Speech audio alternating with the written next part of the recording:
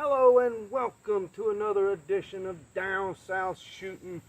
Me and Brother Silas are coming to you with a special edition, part 2, because we had some technical difficulties. But we are back and we're about to continue the story. Y'all thought we were going to let you down, and I mean, come on, man. That ain't gonna happen. Y'all know I give it straight. I give you the truth. That's how it is on this show. Let's back up. Where are we at?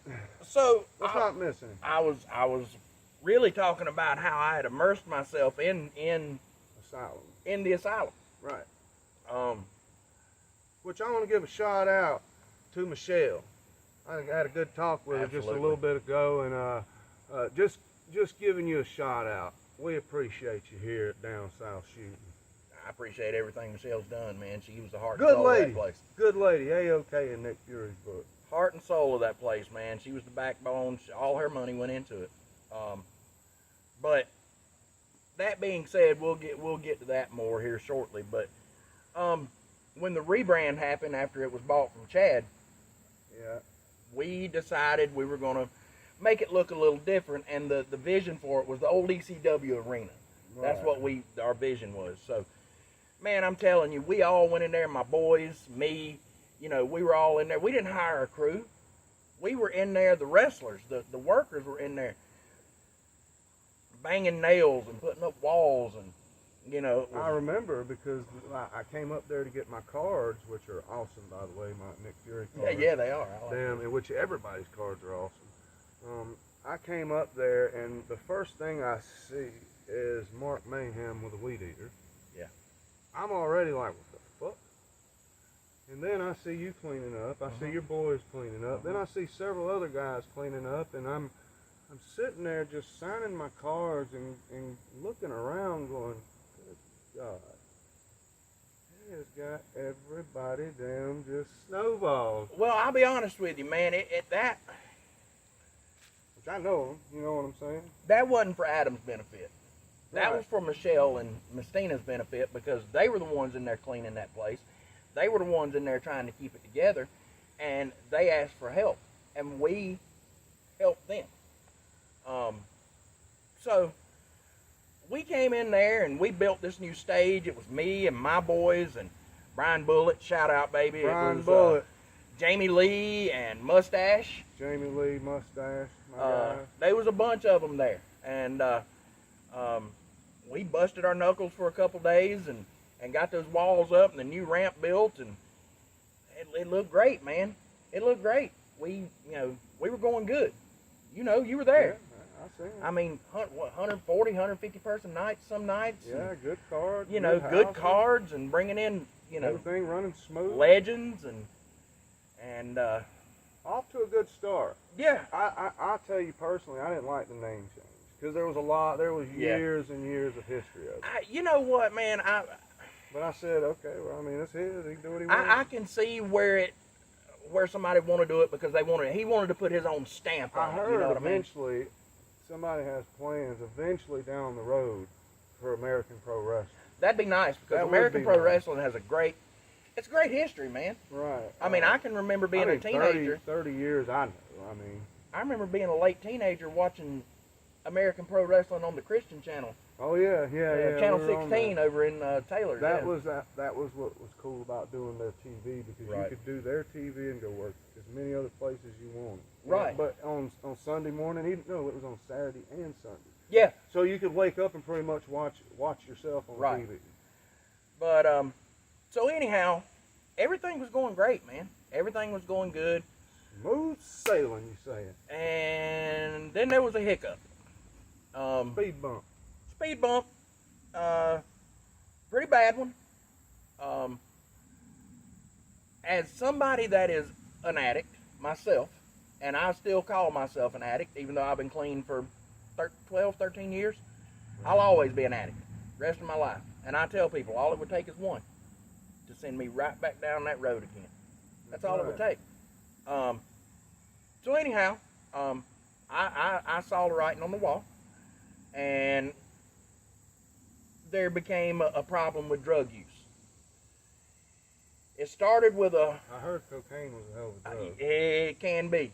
It can be. I've only done that once in my life, and I didn't like it. I was more of a downer guy, man. I like to get stoned. I wasn't. I'm like Eagle. I live next to a church, and I just said no. Yeah, that's what I heard. That's what I heard. Straight edge, baby. Yeah, exactly. Like seeing that was my gimmick before he came along. There you go. He got it from you. I heard that. Agreeing with me right now, going, yeah, straight edge all the way. I heard Phil Brooks came to you and asked for that gimmick. He might have. I won't confirm nor will I deny. Yeah, don't do that. So, anyways, the little speed bump happened, and it started. Was it a speed bump or was it an actual bump? It was a like bump. A white bump. It was a bump, and it was some bars and. Wouldn't have an X on them, would it? Yes. Yes, totally. And we're talking about Indians like with pole. chief totem pole. Oh, okay. Yeah. Like a pole. Yeah, pole. Okay. Pole. There was a lot of that involved, and it started with a personal issue at home. Not at my home, at his home. Mine either. And it spilled over to the business, which should never happen, by the way. But what do friends do? They help each other out. They help each other out. And Unless hey, man. your last name is Frost and you shit on your friends. Well, we're going to get there. Okay. I've been there for a few times. But, we came together and we said, brother, we got you. We'll help you. There was people outside willing to help. Right. We're going to do this together. We're going to keep this thing going. We all love Rallied it. the damn Rallied the troops, baby. And everything seemed to be okay. Everything seemed to be good. My son, who was the one training to be a wrestler, met AJ out in the little alley area out back of the building. Right. And with tears in his eyes, looked at AJ and said, brother, you got me into this. You believed in me when nobody else would. I love you, and I'm your biggest fan. My son, my 17-year-old, said that to him with me standing right there. Tears rolling down his face, brother. So everything's going great. We got my storyline going, which intertwined with AJ's storyline, and we were doing this big power struggle thing, and they had Heath as the champion, and everything was great. Little did we know that everything wasn't great. Kind of like buying a brand new off the shelf car and only realizing to have a shitty engine. Yeah, pretty much. Pretty much like that. Yeah. The gears were chewed up in that transmission, brother. Some gears wasn't grinding, is what you're saying. And I noticed a few times. Well, apparently they were grinding Yeah. somewhere else. I noticed a few times that he acted a little off. But that's all I thought of it, because once again, thought it was the marijuana. Maybe it was that, left-handed cigarette. maybe detoxing, because hey, listen, when I detoxed, I wasn't no bed of roses, brother. Right. I was an ill son of a bitch. But I figured it was something like that. We did a birthday party for a kid, showed up at the kid's birthday party. Those are always cool. It was fun. Kids never forget that. We showed up at the birthday party with the belts, and the kids took pictures with us and stuff. Yeah. One of the fans was sick, and he's passed now, Boo Boo. God bless you, brother. We went to the hospital to visit Boo Boo, who'd been coming out since it was American Pro Wrestling. Really? Yeah, he's a assistant coach at Gaffney. I'm sure I can't remember his real name, but anyways, you would. We went to the hospital and visited him before he passed, and he was so happy and signed autographs for him and stuff, and everything was peachy. I guess it was right at the start of football season. We had a bad night, which everybody expected. You're 2 miles from Bowling Springs High School. And they packed that place out, Yeah. man, on Saturday night. So there's nothing to be ashamed of for Right. any show, really, in the Spartanburg area. If you run a show on Saturday night during football season, you probably won't draw. Not It's Friday. a big deal. Friday. Oh, Friday, Yeah. I mean. Okay. But Days gets confused. but you can't compete with high school football, and you can't compete with college football Saturdays. People are going to stay home and watch college football. People are going to go to high school football games. Right. But what was deemed a bad night was 60 people. That still could keep the doors open. Right. And then the following night, we were going to have a show for the trainees so they could get their names out there. We called it Proving Grounds. We Right. had a really successful one a few months prior, so we were going to have another one. Yeah. Yeah. There was 60 people there that night. So we had a good, not a superb door, but a pretty good door for the opening of the high school football season. Right, not bad at all, really. 2 nights back to back. Considering you're just a few miles down from the football stadium. But in the meantime of us trying to put together all these shows, I had AJ hitting me up every day going, brother, we need to cancel, we need to cancel, we need to cancel. And I'm like, you cannot cancel these shows, man. We have promoted them. We put this out there. You cancel these shows, that's going to be the death knell for your business. It just will. You cancel a show on a Thursday when it's supposed to be on a Friday, and you've got people who have reserved ringside seats. That's going to piss them off. It's going to piss them off, and they're not going to come back. Right, because I planned my whole Friday night for this, Right. and now there's nobody here. Right. So, we talked him into doing the shows. I could tell he wasn't right. I could So just what tell. month is this? This is a week ago. A week ago. Yeah. We've all been hearing it's been, not months this, and months. Not this past Friday, but the Friday before. Oh, okay. This is just when it started showing, basically? Right. Like I say, it was behind the scenes a good bit, but nothing out in the open. Right. You know what I mean? The fans weren't seeing it. We had a little mishap out there, but like me and you talked about, that was testosterone fueled.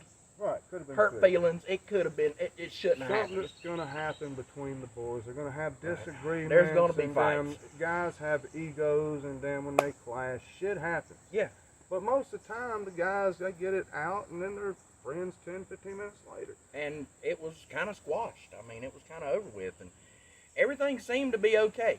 And then we had the little hiccup last Friday, and it once again was a home issue that was brought into the business. Right. And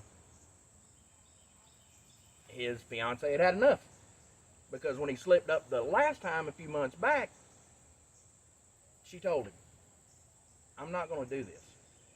I'm not going to raise a 40-year-old child. Right. And I'm not speaking out of turn, because this has been put out there anyways. But lack of a better term, she threw him out. Yeah, we all heard that you threw him out, and he was living at the asylum building That's in right. Bowling Springs. That's right. So Tuesday, I show up there for training. Right. We did training on Tuesdays and Thursdays. I show up there for training, and normal day, except AJ was living in the building. It wasn't a big deal. Nobody went backstage anyways. It was training. Where's day. his bed at? In his office. That's kind of cramped. Kind of cramped, but that's the only place there's AC in the back. So, Oh, good choice. but so anyways, we show up there, and he's getting all his stuff together and all that stuff, and the guys are training in the ring, and Brino's running them, and everything's going good, and he just kept calling guys outside, and, hey, come do this, hey, come do this, hey, let me tell you this, and these guys couldn't train.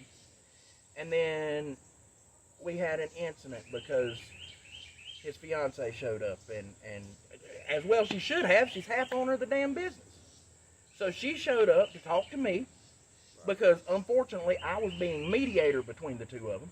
Oh, now I see what happened. Okay? Yes. And she showed up to talk to me. He comes out of the back because he told me, go tell her to leave. And I'm like, I'm not telling her to leave. This is half her business, bro. She came up there to talk to me, and she was actually under the impression earlier in the day that we were going to have a meeting about how things were going to go forward. Right. Not their relationship, but the business. So that's why she showed up. That would have been a good thing to do. Right. Have a common mediator, sit down, hey, we got this business, we can revive it, we can do this, this, this. Let's go forward or dissolve and just... And I was Switzerland in the whole thing, man. I was like, because I'm friends with her. I wouldn't want to be in part of that either. Right, and I'm friends with him, and I'm trying to help him because he is my friend, and I'm trying to, Right. And I was Switzerland. I wasn't doing anything but trying to help the both of them. Right. And it blew up. Oh, FUs and FUs was thrown, and blah, blah, blah. Big domestic Oh, disturbance. yeah, big domestic disturbance, and she left. Bowling Springs, domestic disturbance, 1 out of 12. All So, cars. I was like, you know what? This was bound to happen. It is what it is. Put a bolo out on a guy named Frost. Yeah, I was like, this is bound to happen. It is what it is. Anything criminal like that. No, he hasn't. But so Wednesday morning, I wake up to go to work at my job. Yeah.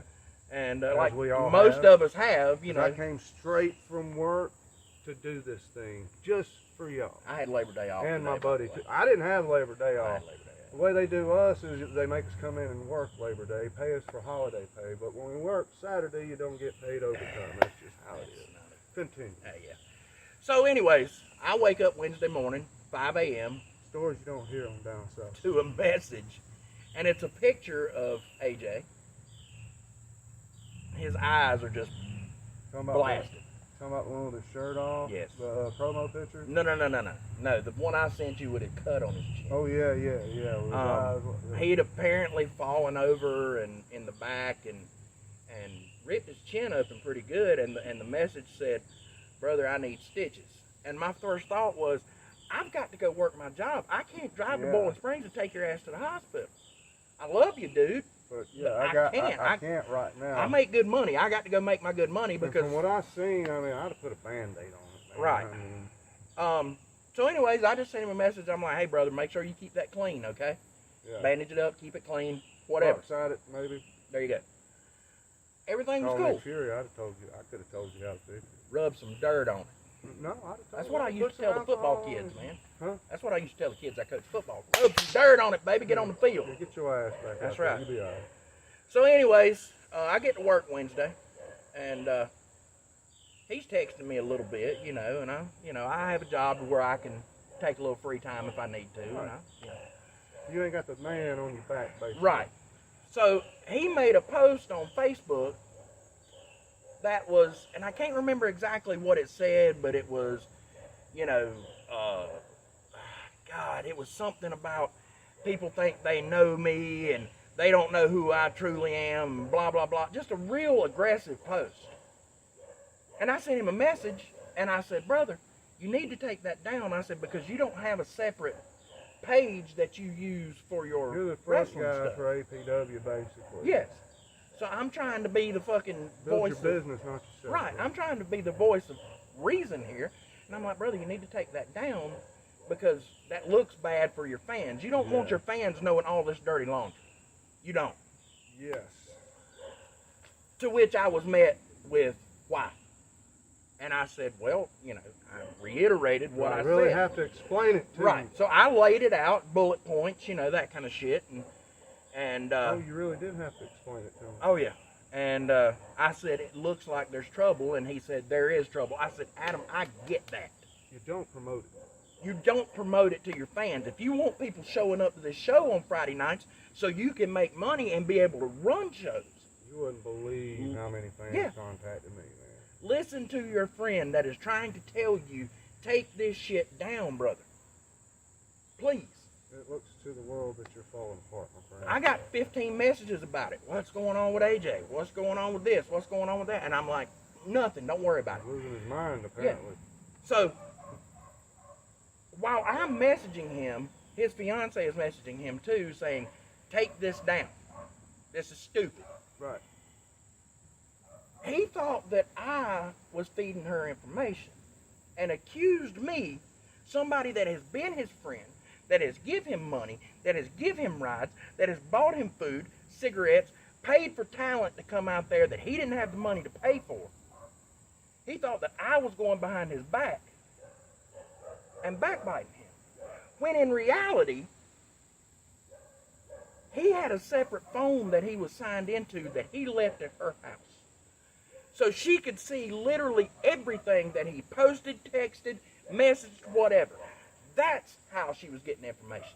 I want you to know, ladies and gentlemen, I'm hearing this too for the very first time. He hasn't got to tell me but very few things because of our schedule or whatnot.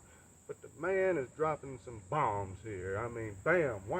Jesus. So you're telling me that he's been telling on himself, basically? Yes. I didn't tell Michelle anything.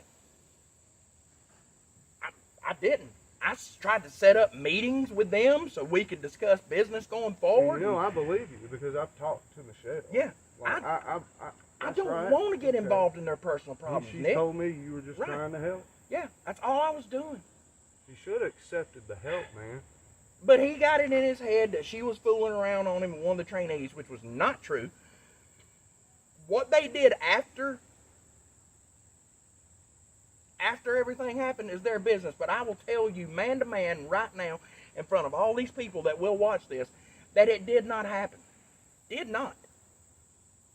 So then we get into the mess.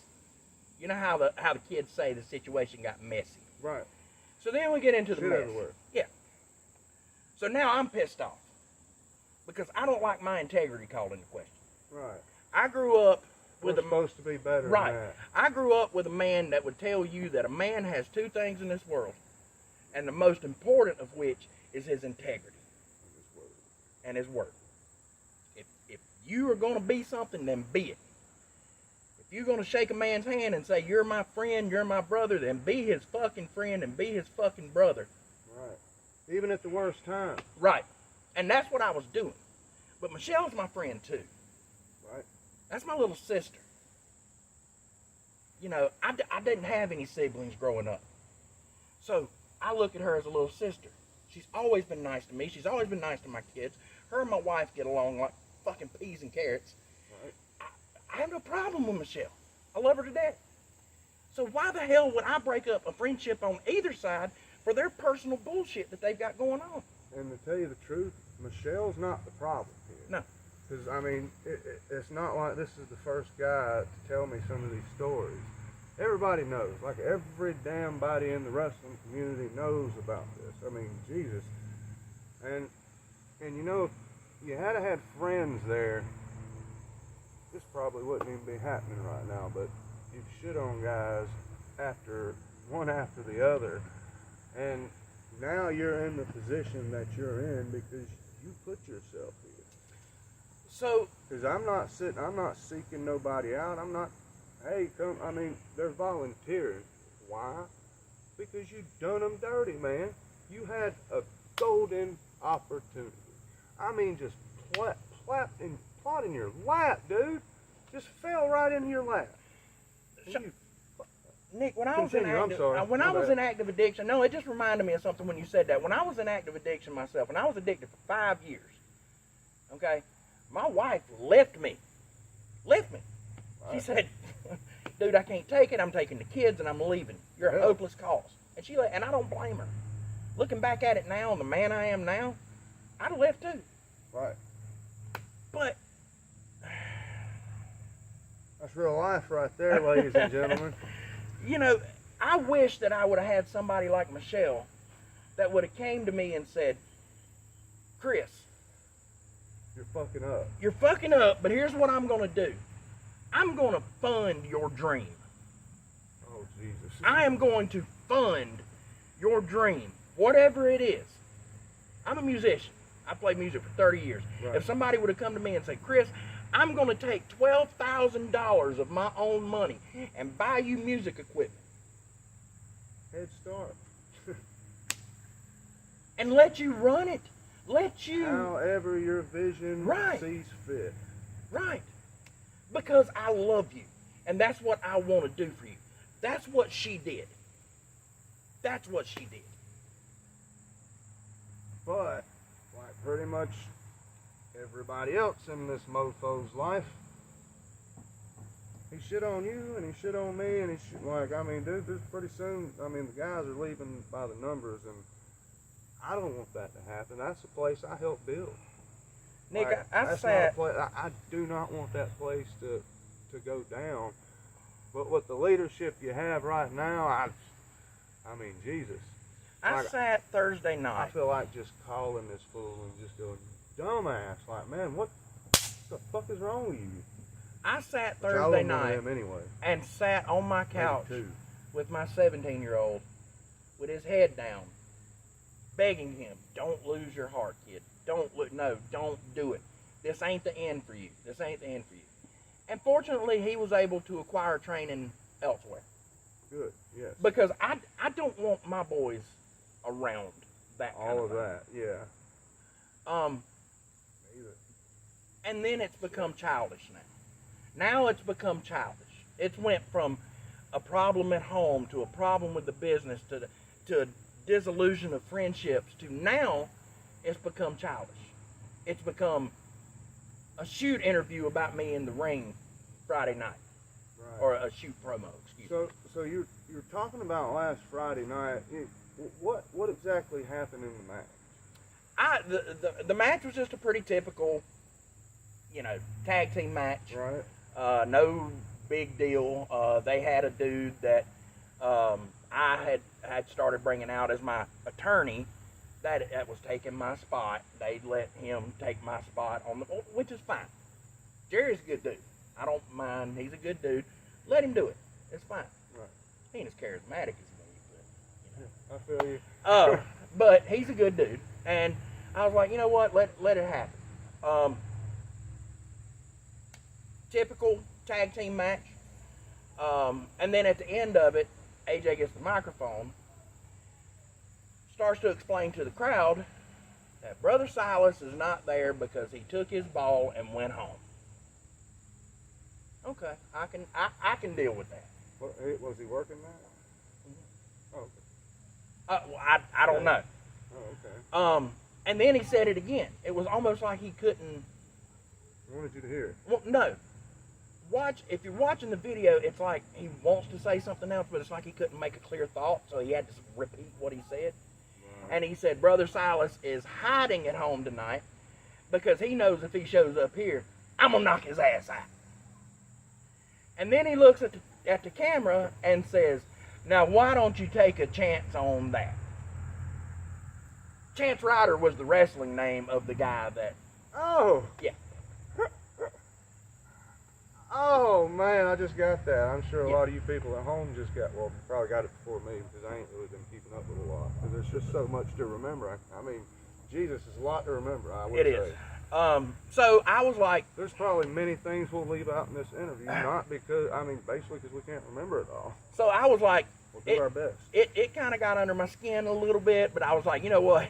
It's funny. Live it on the square, as we call it. Okay. It was funny, whatever.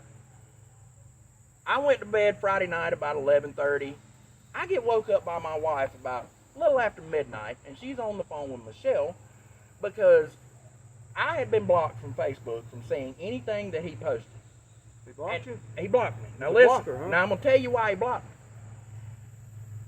me. Him and his creative team posted that Brother Silas and tagged my account in it. And I've had two accounts. I keep the Brother Silas account separate from my personal one. Yes. Okay. Brother Silas will be here at the asylum this Friday night with a special announcement. And then put on a poster of the match that I came up with, and I'll get to that in a minute. But the match that I came up with me, my picture in the corner of the opponent that he had on Friday night.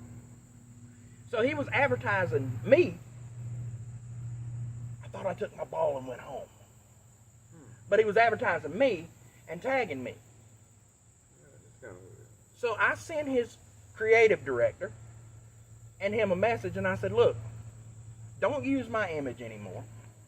And don't tag me in shit that you're doing. Right. Because I told you I was gone. And I put out a message on my Brother Silas account and basically said, look, I had no intentions of being at Asylum Pro Wrestling on this Friday night.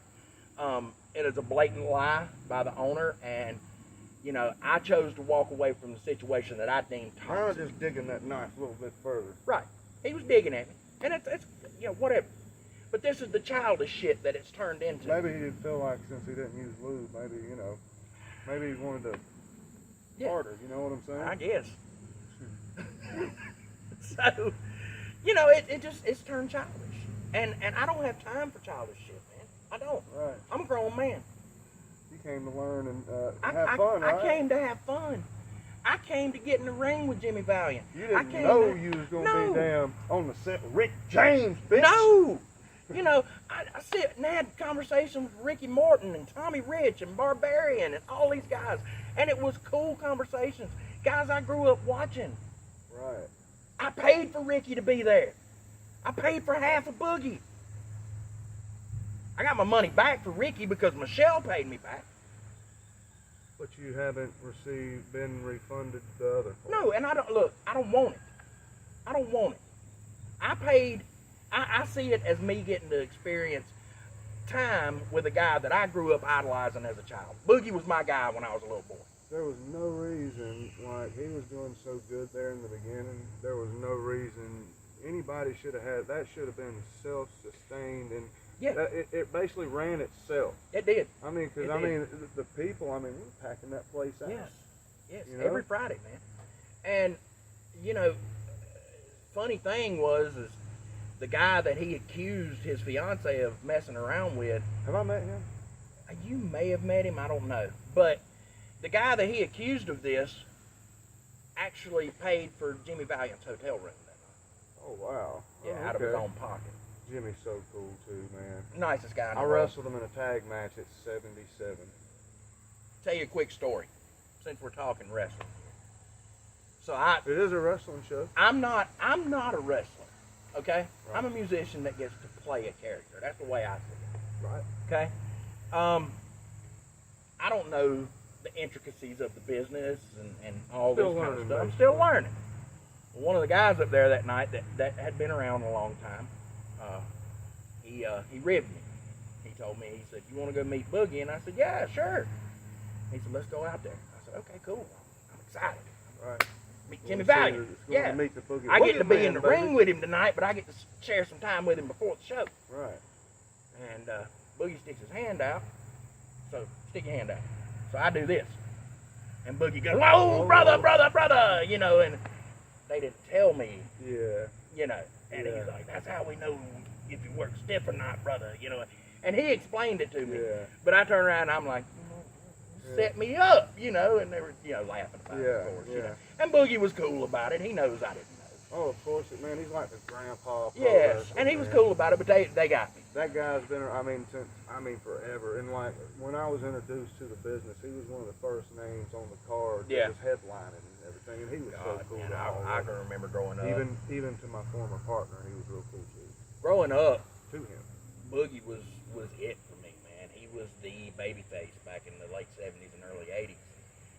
The Charlie Brown from Out of Town character, you know, and all that. You know, I remember all that, and I love Jimmy Valiant. A lot of kids watching this don't have no idea what we're talking about. Give it a Google there. Yeah, guys. Google it. It's fun stuff. It's great storytelling, man. It's phenomenal. When Big Mama storytelling. left him, Yes. kicking a can. Yeah, kicking a can down the streets of New York, baby. But you know, I won't lie to you. I'm heartbroken. Yeah. And I've gotten over it a little bit. I mean, it's been close to a week now since everything happened, and it's starting to die down. But it still hurts because that was my friend, and I hate that he's not my friend anymore. I still love the guy, Right. and I hope he gets better. I hope more than anything in this world for him to get better. If I had a fucking lamp in front of me right now that I could rub, and they gave me 3 wishes, one of them would be for Adam Cantrell to get off the dope. Right. Because he is, deep down, he is a good person. He is. But as people know, Not to his friends. as I'll people tell you know that. with addiction is a demon that gets on your back and it causes you to do dumb shit. And the unfortunate problem with addiction is this. When you take a person who is extremely non-confrontational like Adam is, and then give him an addiction, it just makes him even more non-confrontational, so he doesn't want to deal with anything. Right. And that is the worst fucking thing you can have to do with an addict, is have somebody that doesn't want to deal with their problems. I can't count the text messages that I still personally have of him messaging me, telling me to ask guys that are coming to work on a Friday night if they would work for free. See, there's no reason that they should have to work for free, because didn't you say that Michelle gives him the money every... Brother, I know of people that work there, that have worked there. I don't know if they will continue to work there. That's not my business. But I know of people that have been told that they wouldn't get paid, and Michelle palmed them money on the way out the door.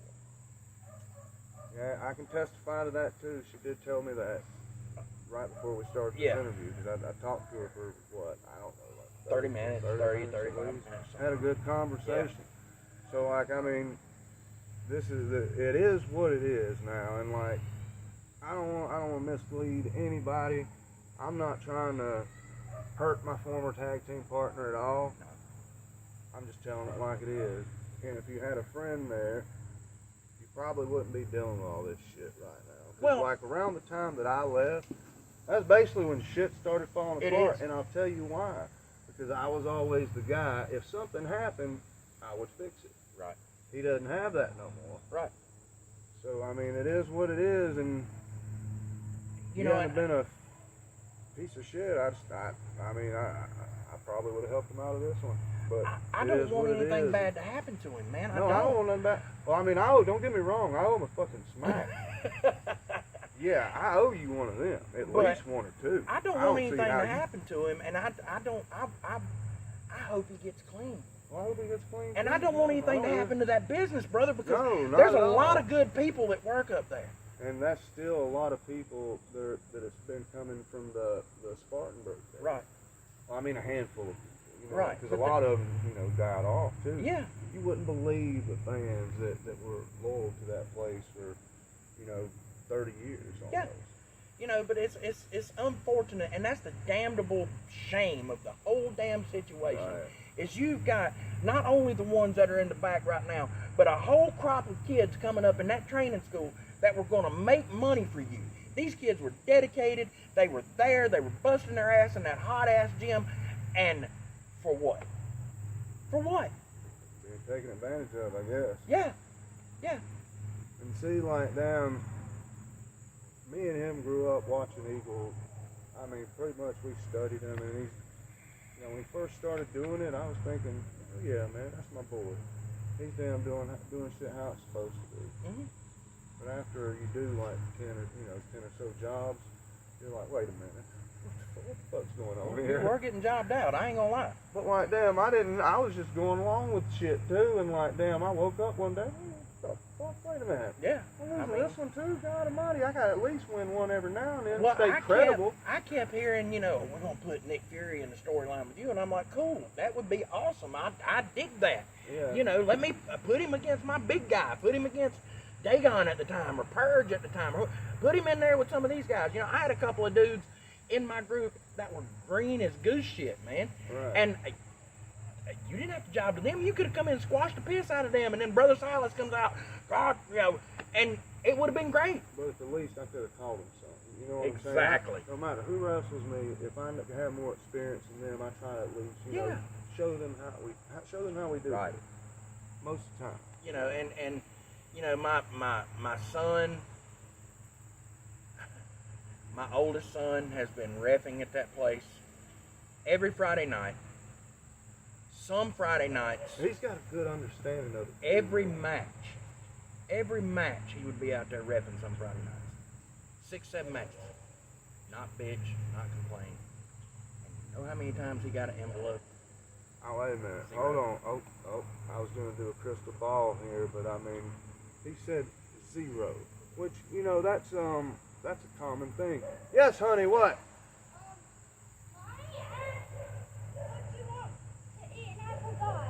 Same thing I got last night. Okay, can I stay out here? I'm really bored. Yeah. All right, ladies and gentlemen, we're back after taking a break, confirming food orders, doing the whole shebang, having a cigarette with my man Silas. Basically, we're back. We're not taking, Yep. we probably won't take no more breaks. Yep. So, did you get everything out? Is there anything else? Which I'm sure there is. No, I mean, I just, Nick, it's like I say, it's just unfortunate. And I hate it for my boys. I could care less. But they'll have a place Well, to no, let wrestle. me say this. It's not that I could care less. I care a whole fucking lot, man. Right. I care a whole lot. And that's probably part of my downfall, is I do care too fucking much. Sometimes you just gotta not give a shit. But, if I never put this fedora on again, it wouldn't be that big of a deal. Right. It really wouldn't. Looks good on you, kid. What I thought. Do the interview. The rest of the interview. There you go. Yeah, You can wear the Silas fedora. Silas for a minute. I want my boys to be able to pursue their dreams. Right. Something I never had the chance to do. You know, I played guitar growing up. I played in bands and stuff like that. But it was me supporting my own dream. That's hard to do, brother. It's hard to do. Especially when you grow up like a lot of us have. I didn't have nothing. But if you have friends, they will help you do it. Unless. I wanted to support my boys. I wanted to pay for their way. I wanted to watch them grow and expand in their dream. And it was great. It was great. But, I mean, with the relationships you've already made and going forward, they're going to be just fine, man. Well, they're going to be okay. I tell you what, they're not relegated to one place at all. There's a ton of places that you can actually pick and choose where you go. I'll tell you what the bitch of it is, though, and I get that, and that's one of the most beautiful things that I've learned about this wrestling community is that there's a lot of good people in this shit. Especially when somebody sees some bullshit going on. And they will reach out to you and they will say, hey, brother, you got fucked over pretty bad. Why don't you come over here? You know. Yeah, we'll figure something out. But my son saw that place as somewhere he put his blood, sweat, and tears. And if anybody knows about this, it's you. Oh, yeah. He put his blood, sweat, and tears into that fucking ring out there. He put his own back on building that damn place. Right. And he had to walk away from it. And it hurt. It sucks too, man, because you helped build this place from the year 1999, man, I was involved with this place. Yeah. And you watch it grow, you watch the downfalls, and you watch the comeback, and then, I mean, it's like a constant up and down. Mm-hmm. I'm so surprised they kept it together for, 30 years that I've seen now. I still can't believe it looking back at it. That Jay Eagle kept it together all these years, and don't get me wrong, Jay Eagle, he had a lot of help, but he was smart enough to accept the help, and I'm not fucking friends of it. Brother, I'm not a wrestler. I don't have the mind for this business like you do, like Jay Eagle does. I've not been in it this long. I've watched it my whole life, but I've never been immersed in it like I've been for about the past year. And one thing that I figured out is this shit ain't rocket science, brother. It ain't. It really ain't. It's really easy. It's easy as hell. You put a nice looking flyer out there. Yes. You put matches on people like to see. And that's it. Yes. There's no secret to it. But there's one key thing in what you said. Well, the booking there is. That you didn't say. What's that? You put the flyers out. You put the matches together. Yes. You book the people. You do all this. Well, I'm assuming the wrestling fans, And then the most important part of the whole equation is you don't fuck people over. And you surround your place with people you trust and can trust. Right. You don't bring in somebody on your creative team that basically wants to take it from you. I feel you. 6 months ago or so, we came up with a storyline. And when I say we, I say one of the guys in my group actually came up with it. Sweetest dude you'll ever meet in your life. He is a mountain of a man. Steve, I love you, kid. Malik. Oh, yeah. Shout out, Malik. He came up with a storyline, and Jamie Purge was going to be involved. Another shout out. Jamie Purge was going to be involved in it because he was in my group at the time. Or we were transitioning him into being in our group. And Jamie Purge was... He's a hard worker, too. Over. They loved him there. And we were going to turn him heel. And people hated it. They hated it. And that's what we wanted. Because the ultimate goal was to turn him heel for a few months and then him have that babyface moment. And it was going to be the night Boogie was there. He was going to turn back baby, and it was going to be... And it worked. Maybe Boogie put his mask on or something. That would have been it worked. The pop was huge. But we didn't get to do the 7 Deadly Sins storyline because Purge felt like he got fucked over and he left. I remember seeing him at HWA, yeah. He told me, some things that, Right. I'll leave that for him to tell. The storyline was as follows. Jamie Purge was going to go through a series of matches called the 7 Deadly Sins. Each match was going to be based on one of the 7 deadly sins. Right. With the final match being wrath. The rules of the series was this. If you win all 7 matches, Brother Silas goes away. If you lose one match, you're mine. Right. Okay? The last match was going to be Malik. 500-pound monster. He was going to lose it. That was going to bring him into our group. We didn't get to do it. So therefore, we were going to do it with AJ. Because we were running an angle where Brother Silas, because of when I was in the ring with Boogie that night, it was supposed to be just me and Boogie in the ring. My team lost, so I had to have 5 minutes in the ring with Boogie. We ran an angle to where there was other people in the ring, so I sued him for breach of contract. And I gained 50% of his company. Right. Storyline. We were going to run the 7 deadly sins idea with AJ for him to get full control of his company back. But, once again, runs through all the matches just to run into Malik at the end and lose. And then Brother Silas was going to get full control of the asylum. Heels were going to run wild for a few months. Very NWO-esque storyline. Right. Only for, in a few months, the baby faces to have their Avenger moment. And one of the heels probably turn face that night and turn on me. And everybody's happy and it's a good story. Right. Okay? They're running that story now. Well, at least they took, the idea. They're running that story now. But here's the problem with it. So, Malik called me last week and he said, Pops, he calls me Pops. He said, Right. Pops, he said, do you want me to go Friday? I said, kid, go. I said, I don't want anybody saying anything to you about you don't show up for bookings or anything like that. He said, go, man. I said, it's Right. fine. I said, everybody in the locker room loves you. It'll be fine. No big deal. I said, as a matter of fact, all you got's a squash match tonight. Sorry, Dagon. All you got's a squash match tonight. It is what it is. Shout out to Dagon. Oh, yeah. Dagon, he took your beard one time. He did. That Um, was cool. So anyways, I told him to go. Well, he went. He did his match, and he left. And on the way home, he gets a text from the creative director that says, and I quote, "What would you think about losing to AJ?" And Malik told him, he said, man, I would do it if it made sense. He said, but you guys have built me up to be this unstoppable monster. Why would it make sense for me to lose to a 140-pound dude?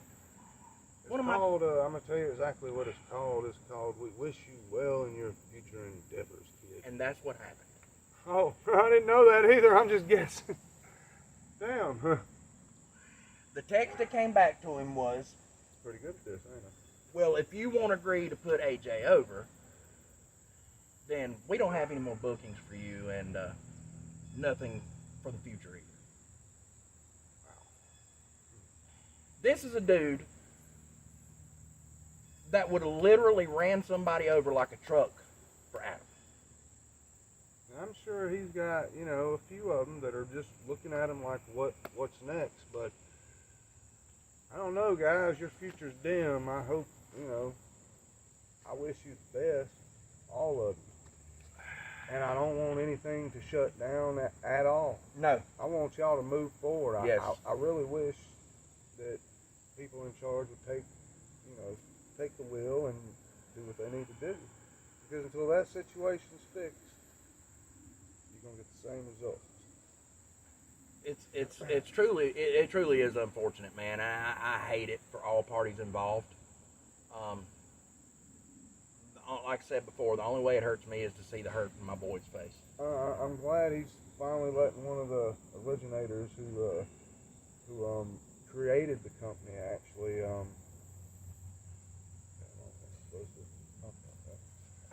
You talking about the return? Hey, no, not me. I'm talking No, about not return. you. Eagle, yeah, I saw that. Oh yeah, Eagle. That's crazy. Yeah. Has he announced? It was announced on Facebook. I saw it. Seems like- September 13th is what it says. Okay, all right, yeah. I thought it. I'm going back to our conversation. I didn't know if he put it out. No, I it's think I might have the seen poster's out there. Okay. Chief J. Eagle returns to the asylum September 13th. I don't ever go to the asylum page, so damn, okay. That would make sense. I've been blocked from it for a couple days, and I still saw it, but... Oh, okay. yeah. No. A lot of you guys don't even know why I unfriended a lot of you. It's because, damn, I keep seeing the shit in my news feed. Right. All right, I'm not going to be a part of it. Just, all right, don't want to see it. Move forward. Okay. So it wasn't nothing personal. No. I mean, a few of them probably was like, fuck this guy. But a lot of them reached out to me going, hey, thanks, which I mentioned that earlier. Yeah. But like a lot of them did. They mentioned, like, hey, sorry, basically the same shit everybody says. Yeah. It's not you guys. I love every one of you guys, every one of y'all that puts in, hard work there. Because, I mean, a lot of them, Eagle, he always gave people an open door policy. Bring your bag, your gear, and show us what you can do. Yeah. And even if you suck, yeah. we got you a spot, yeah. We were going to get what we could get out of everybody. We wanted everybody to be all they could be. Well, and people has ragged on that place forever. Dude, it was somewhere fun to go, man. I stopped taking it personal because some of the issues they would say, I'd be like, well, yeah, that's, there ain't a lot I can say about it, No. And it's, Eagle, he I got to say, man, he done a good job by keeping everybody in line and not just using and abusing people and saying, all right, I'm done with you, fuck off. Yeah. And if he was your friend, he was your friend. I love Eagle. Eagle's one of the funniest dudes I've ever been around in my life. Yeah. And did you get that picture Dusty Money sent out? God, dude.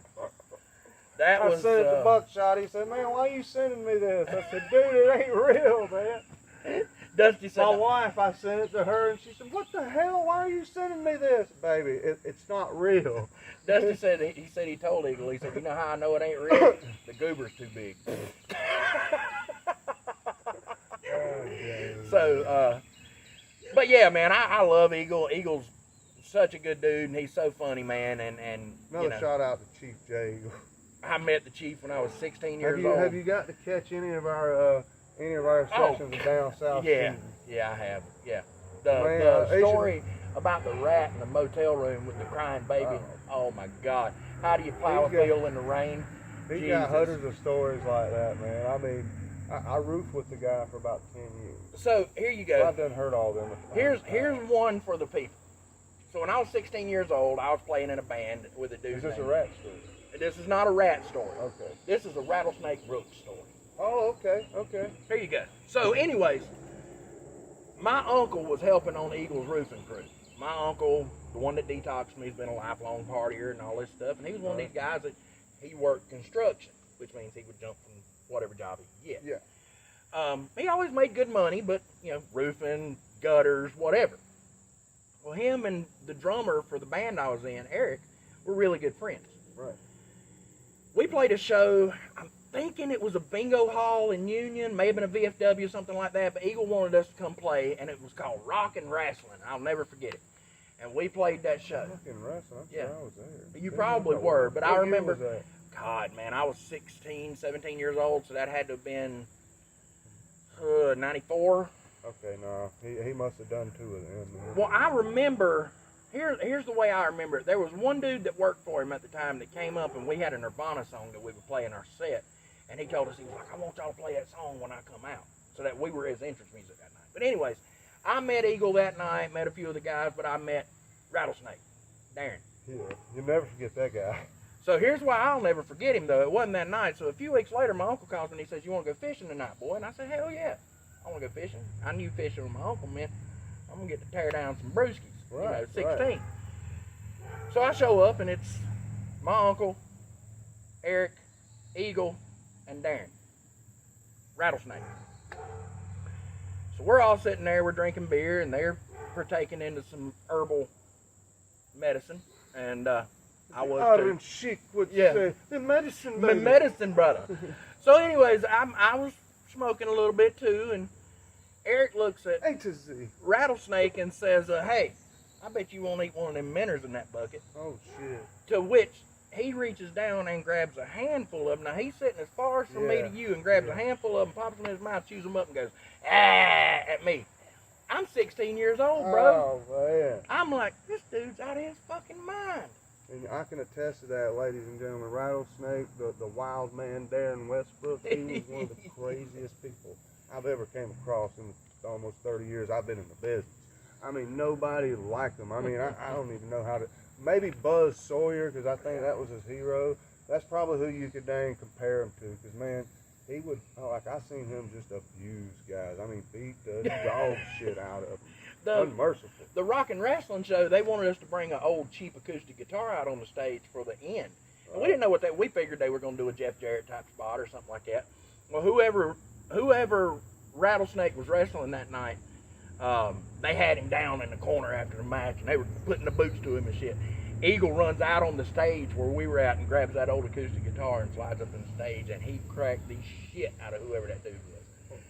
I mean, just blasted him. Shit went everywhere. Pow! You know, it was... The very first time I ever went to a live event, I told this on a previous show, but I'm going to tell it again because it's just, damn. I'm 13 years old. He's like, all right, man, you're going to work security for me tonight. And I'd been training, and I said, okay. So I'm just standing there. It's the main event, and there's this manager, bald-headed manager on this side of the ring. Eagle gets a start on this side of the ring with a chair. Runs and hits the man in the back of the head with a chair. I mean, dude, that was like attempted murder, man. I was standing there as a kid like, oh my God. Because, you know, you could see the welt in the gash. Dude was bleeding like a stuck pig. Oh, yeah. And I asked him, I was like, man, why'd you do that? And he's like, well, because he was there. I said, damn, man. And just knowing that, I'd never turn my back on anybody unless I could still see them. You know? Man, I believe I would try to kill somebody if they hit me in the back. Oh my God, dude! Yeah, it would, yeah. Like, yeah, when I woke up, yeah, I don't know that I could take that now. I'd be down for a few days, Nick. Yeah. Getting some. But when I get up, bones. Yeah, when I get up, it's gonna be bad. I'm gonna have some problems. Yeah. So pretty much you're done with Asylum Pro Wrestling. Yeah. And going forward, you got some big things coming up. We're not going to divulge. I'm not announcing anything right now. But he's got a place to go, ladies and gentlemen. There is other places out there that are in need of good talent, such as Brother Silas. So, I don't know if, I mean, there's a lot of shit we hadn't covered. Maybe we should do a part 2. We're just pretty much airing some grievances. The man wanted to come over here, so we pretty much aired some of them. Ain't no telling what we're forgetting to mention, because I mean, there's a lot of shit I just won't say because I mean, I don't want to kick the man when he's down. Let me say this again too. I said it a minute ago, and this is. Yeah, and I'm not kicking anybody when they're down. I'm not. Even though you deserve a smack. Here's the deal, and this is something I learned when I was in active addiction. Petting an addict's head is not the way to go. No. There's got to be consequences for your actions. Well, okay? You got to grow up sometime. Which is why my wife left me when I was an addict. That was the consequence for me being a hopeless addict and spending all my money that I would make on pills to shove down my throat. Just so I could forget about the world. That was why I was taking pills. Just to forget about things. I didn't care about the bills getting paid. I didn't care about the power getting turned off. You know why? Because I was so fucked up I didn't care. And all of us has been there at a point of our life where we're not proud of. No. Nobody's perfect, and even going through their life, nobody's going to continue to be perfect. Y'all know I've had my problems, but that was years ago, baby. And just like my man Silas, there's always a story of redemption. Just like over there in Bowling Springs, man, I hope that he gets the help and everything that he needs, you know, because I don't like kicking people when they're down. We're just telling the truth. You know what I'd love to see, Nick? I would love, in a year from now, to see AJ Frost face to face with a glow in his cheeks, a little more weight on him, clean and sober. He'd have a scar there now. Maybe that's a reminder. Maybe a permanent hand. Yeah, maybe. You know, you got to have those reminders, though. Oh, you won. But I'd love to see that, man. I'd love to see him smiling and saying, you know, I've been clean for 8 months, 9 months, whatever. I'd love to see that, man. I would. To tell you the truth, so would the wrestling world. Yeah. You've been presented this golden opportunity, you fucking asshole. Wake up. Yeah. Quit being a piece of shit. Yeah. Stop doing your friends dirty. And the next girl you're with, well, I don't know. I can't really say anything. I'm about to speak on something I didn't know, you know, because I wasn't there. I don't know, you know, but I just know what, you know. We're like, hey, man, you know, wake up, asshole. Stop fucking people over. Yeah. There's so many stories like fans have told, like, I don't even want to repeat them on here, because that would be kicking his ass while he's down. But we're going to let things settle right now, and maybe a week from now, maybe you want to do a part, well, it'll be a part 2, part 3 technically. Yeah, because we had because we got battery issue. Yeah. But we're going to come back in a week or so and maybe give you an update of maybe the shit we missed, forgot what to say, and these dogs are getting kind of loud too. So I'm sure somebody out there is going, "Damn, Nick, all these damn dogs." Well, I mean, I ain't got no big production studio, guys. I'm sitting here chilling in my backyard, and I have 8 dachshunds inside that are, you know. Well, you call it down south shooting for a reason. Well, I mean, so. you know, why would we call it down south if we were sitting in a production And studio? we're really shooting. So. We're shooting, baby. You know, it is what it is. So there you have it, ladies and gentlemen. I don't know what episode this is, and I would say to AJ Frost this on a parting note. Pull it together. Stop being a complete dumbass, bro. And on that, I will say as a parting note, Adam, I love you, brother. I do love you. Whether you want to believe it or not, I love you. Gabe loves you. Eli loves you. We tried to be there for you. We tried to be your friend. We tried to be a support system for you. If you ever want to mend this, there is only one thing that you could possibly do. I expect a full and public apology for everything that you've done to me. That's it. I don't think that's asking a lot, but that's what I want. Yeah. I think you owe us all an apology, you asshole. We didn't ever do anything to try to make that place good. Yep. As good as we can. Yep.